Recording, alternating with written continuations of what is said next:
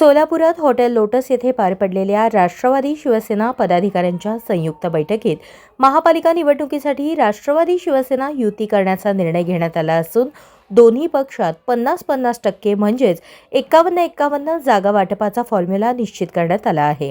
मात्र युतीमुळे अनेक इच्छुक उमेदवारांवर अन्याय होणार असल्याची भावना राष्ट्रवादीतील पदाधिकाऱ्यांमध्ये आहे। काही पदाधिकाऱ्यांनी तर ही युती अजित पवार यांना चुकीची माहिती देऊन करण्यात आल्याची थेट टीका केली आहे। त्यामुळे राष्ट्रवादी काँग्रेसमधील अंतर्गत मतभेद आणि गटबाजी उघडपणे समोर आली आहे। एकीकडे युतीची अधिकृत घोषणा तर दुसरीकडे राष्ट्रवादीतील नाराजी। यामुळे सोलापूरच्या राजकारणात पुढील काही दिवसात मोठ्या घडामोडी पाहायला मिळण्याची चिन्हे आहेत। हे बघा, राष्ट्रवादी काँग्रेस पार्टीचा सोलापूर शहराचा एक युवकचा अध्यक्ष म्हणून आज माझ्यासोबत माझे सगळे युवक सहकारी मित्र आहेत, जे ते आपापल्या प्रभागामध्ये या सोलापूर महानगरपालिकेच्या निवडणुकीसाठी त्यांनी उमेदवारीसाठी मागणी केलेली आहे। माझी एक पक्षश्रेष्ठींकडे एक विनंती आहे की राष्ट्रवादी काँग्रेस पार्टी ही सर्व जाती धर्मांना घेऊन चालणारा पक्ष म्हणून आपली ओळख आहे। आदरणीय दादा हे सेक्युलर या महाराष्ट्राचे नेते आहेत, म्हणून ह्या महाराष्ट्रामध्ये परिचित आहेत। मी ज्या लोकांनी, ज्या माजी नगरसेवकांनी मुस्लिम समाजाच्या राष्ट्रवादी काँग्रेस पार्टीमध्ये प्रवेश केलेला आहे, काही आजी माजी नगरसेवक असतील, ज्येष्ठ नेते असतील, पक्षामधले देखील काही निष्ठावंत कार्यकर्ते असतील, निष्ठावंत पदाधिकारी असतील, यांना देखील कुठेही अस्तित्वात घेतलं गेलं नाहीये।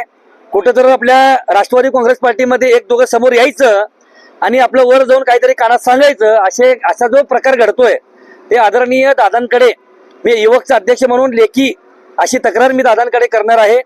दुसरी गोष्ट अशी की या सोलापूर महानगरपालिकेच्या निवडणुकी संदर्भामध्ये ज्यांना या सोलापूर महानगरपालिकेचा 40 वर्षाचा अनुभव आहे, ते ज्येष्ठ नेते आहेत, अति आदरणीय सुधीर खरटमल साहेबांची, आदरणीय दादांनी, आदरणीय प्रांताध्यक्षांनी त्यांची सोलापूर महानगरपालिकेच्या निवडणुकीच्या प्रमुखपदी त्यांची निवड केलेली आहे।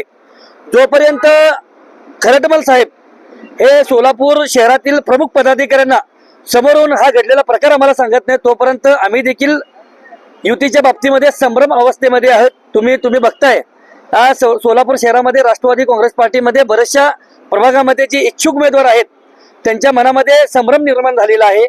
दुसरी गोष्ट, नेमकं काय चाललंय पार्टीमध्ये हे देखील कळणे असं झालेलं आहे। म्हणून माझी विनंती अशी आहे की पक्षश्रेष्ठींकडे ह्या सोलापूर शहरातील जे काही महानगरपालिकेच्या अनुषंगाने वरिष्ठांनी जो काही निर्णय घेतलेला आहे त्याला कुठेतरी खो घालण्याचा प्रयत्न इथं होतोय काय, असं आमच्यासारख्या सर्वसामान्यांच्या कार्यकर्त्यामध्ये प्रश्न निर्माण झालेला आहे।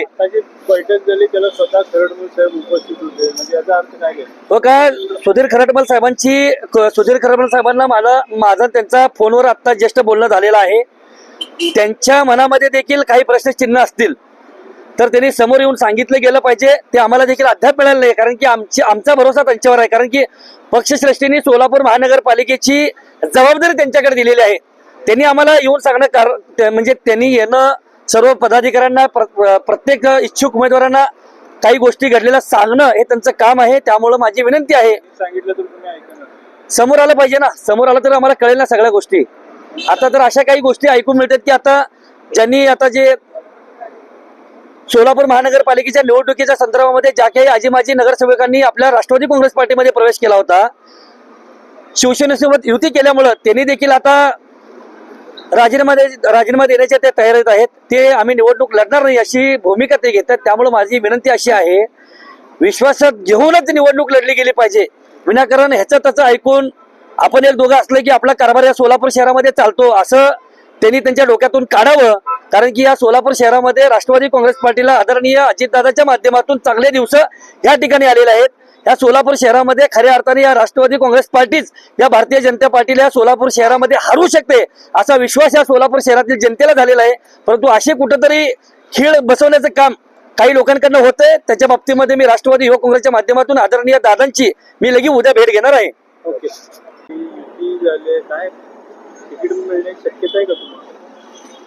आता संभ्रमात सगळेजण आम्ही पडलो होतो, युवक जेवढे राष्ट्रवादीचे युवक जे असतील सगळ्यांना एक अडचण झाली की बाबा कुणाला विश्वासात न घेता हे ज्या मीटिंग झालेत रात्री 12-1 वाजता कोण हिंडत होतं, आम्ही पण कच्च्या ह्याच्यातले नाहीत, आम्ही पण चांगल्या वस्ताच्या हाताखालीच मोठे झालो, एवढं लक्षात ठेवावे।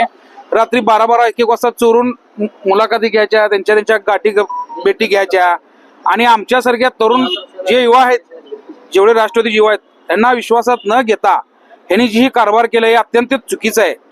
आपण एक प्रकारे आपण म्हणलो की बाबा आपकी बार 75 पार आणि इथं 51 झालेत. मग 75 पार कुठनं राष्ट्रवादीकडून मग पहिलाच सांगायचं ना की बाबा आपण कुठंतरी युती करू. ह्याने आम्हाला कधीच विश्वासात घेतलं नाही. पहिल्यांदा म्हणायचं करा उभारावा, उभारणार आहे का, हा उभारायचं. मग आम्ही एवढं पळापळ केलं नसते ना. मग आमचं एवढंच मत आहे की बाबा आम्ही हे जो पक्ष हा कुठं एका मालकाचा नाही, हे जो मालक फक्त आदरणीय अजितदादा पवार आहेत हे ह्यांनी लक्षात घेतलं पाहिजे. आता युवक पिढी एवढी खवळली गेली आहे कारण आम्ही सोडा सुहासबाई आहेत, बडगंच्यांना आहेत, चक्का भाऊ आहेत. अहो म्हणजे आम्ही काय उभारत नाही का परत. बरं आम्हाला पक्षाने अजितदादाने सांगू देत, पक्षश्रेष्ठीने सांगू देत, आमचे प्रदेशाध्यक्ष असतील की तुम्ही ह्या स्टेपला तुम्ही थांबा आपण बघू. यांनी आम्हाला न विचारता जी घेतलंय हे अत्यंत चुकीचं आहे. म्हणजे पक्ष काय एक दोघांच्या कारभारावर चालत नाही. आज बघायला गेलं तर घर पण एक राष्ट्रवादी एक कुटुंब आहे मोठं. तुम्ही आज कुणाचा विचार करत नाही आहे. आपलं भागलं म्हणजे काय लोकांचं भागलं असं होत नसतंय. पहिला तुम्ही सगळ्या कार्यकर्त्यांनी विश्वासात घ्यायला पाहिजे. मिटिंगला पण 3-4 जातात. आम्ही फोनला विचारतो हा चालू आहे मिटिंग, कसली मिटिंग चालू आहे, कशात चालू आहे, कशा आधारित चालू आहे हे आम्हाला पण कळलं नाही. मी इतके दिवस पक्षावर विश्वासच ठेवत होतो. मला 1000 जणांना सांगितले की विश्वास ठेवू नका. ह्या कदाचित किसन भाऊ जाधव आणि नागेशांना दुसऱ्या पक्षात गेले असतील. हे आज आम्हाला 1001% वाटत आहे की बाबा अन्याय कशावर होतो आणि अन्याय का होतो हे त्यांनी जाऊन दाखवलं. पण आम्ही जाणारातले नाही आहे, आम्ही धडा शिकवणारातली आहे. हे ह्या सोलापुरातल्या राष्ट्रवादीच्या जाणते जे आहेत यांनी लक्षात घेतलं पाहिजे एवढी माझी अपेक्षा आहे. आता दादांना कुठेतरी चुकीची माहिती दिली जाते. आता कान भरणारे जे आहेत त्यांना वाटत असेल की बाबा की आपण ह्यांचं सांगण्यानं की ह्यांचं कुठं नुकसान होत असेल. कर्म हितच फेडावं लागणार आहेत सगळ्यांना, कर्म हितच फेडावं लागणार आहेत. त्या काळात ज्यावेळेस वेळ येईल त्यावेळेस त्यांना पण समजून जाईल की आम्ही काय करेल ते कोण करतोय? कळेल. आता थोड्या दिवसात कळेल तुम्हाला. आज नाही तर उद्या कळेल. आम्ही उद्याच्या दादांकडे जाणार आहे. आजपर्यंत मला वाटत होतं की बाबा युवकच्या पिढीत आम्हाला पक्षात सामावलं होतं चांगल्या गोष्टीप्रमाणे. पण आज लक्षात आले की बाबा युवकाला खरंच टाळलं जातं आमच्या पक्षात इथं. काय आता युतीच्या बाबतीत काय निर्णय आहे? अहो युती फक्त यांनी काय केलेत 4-5 जणच घेऊन युतीत बसलेत. कुठल्या शहर युवकला न्यायचं होतं. प्रदेशचा कुठला, आता मी स्वतः प्रदेश सचिव आहे. आमचे प्रदेश सरचिटणीस खलीलबाई आहेत, अजून प्रदेशचे भरपूर आहेत. मग आमचा उपयोग काय आहे? फक्त पक्षाची ऍड करायची, जाहिरात करायची, पक्ष प्रवेश करायला लावायचं, पक्षाचं फॉर्म चांगल्या पद्धतीने भरवायचं, पक्षाचा TRP वाढवायचं. मग आम्ही ह्याच कामासाठी आहे का? मग आम्हाला कुठल्याही पक्षात ना चांगुलपणा येतोच की बाबा तुम्ही चांगलं करताय. आता परवा मी जो उपक्रम केला ऑल महाराष्ट्रात झाला. स्वतः दादांनी कौतुक केलं, आमच्या मुंडे साहेबांनी केलं, भरपूर सगळ्यांनी कौतुक केलं. कुणासाठी केलं? आम्ही पक्षासाठी, ह्या लोकांसाठी केलं. मी 2-3 लोकांसाठी. आम्ही त्यावेळेस पण त्यांना म्हणले की बाबा शहर अध्यक्ष, शहर उपाध्यक्ष कोण पण असू देत की आम्हाला तुम्ही घेऊन सांभाळून घ्या. आम्ही चुकलं तर तुम्ही आम्हाला बोला. ह्या उद्देशाने आम्ही केलं. पण ह्याने आम्हाला कुठंच विश्वासात घेतलं नाही इलेक्शनच्या टायमाला. आता सध्याच्या मग सांगायचं होतं की तुम्ही मध्ये पडू नका, उभारा म्हणून सांगायचं, प्रभागात तयारी करा. पुढची आमची कठोर राहणार आहे भूमिका. जोपर्यंत निर्णय येत नाही तोपर्यंत आम्ही आंदोलनाची पण तयारी करणार होता.